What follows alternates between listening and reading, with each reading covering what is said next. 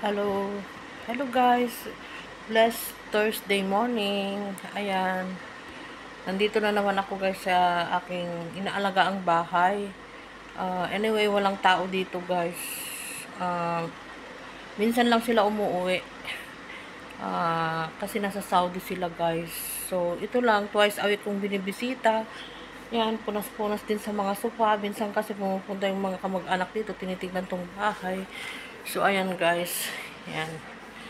Ayan, malinis siya. Yung mga pinupulot ko lang guys, yung mga ipis na nauhuhulog. Alam nyo na, ang mga ipis is everywhere lang sila. So, ayan, kahit pa paano, kasi I'm not sure guys kung makakabalik ako sa trabaho ko. Pero at least kahit pa paano, mayroon akong pang allowance sa aking anak.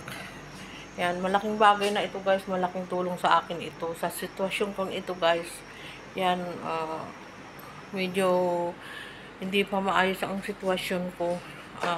Madali pa ako mapagod. At least dito, walk lang ako ng 10 minutes. Bibisitahin ko lang siya. Yan, malinis naman ang bahay. So, ang ginagawa ko, nagmamap lang ako. At, ayun, kunting punas-punas sa mga furniture. Mamaya, uwi na ako. Yan, kunti lang naman guys ang sweldo ko dito kasi mini-maintain ko lang tong bahay na to. Yan, ang linis, walang nagagalaw sa ginagawa ko tuwing punta ko. So, ayan guys. Yan, isi-share ko lang sa inyo ang buhay. Kahit anong akalain mo na napakalakas mo, yun pala, mayroon din palang time na babagsak ka. Pero, thanks God kasi hindi naman niya ako ngayon nabayaan kahit na paano. Ganito ang nangyari sa akin. Nakaka-survive din naman. Yan, may mga tao din naman na mababait.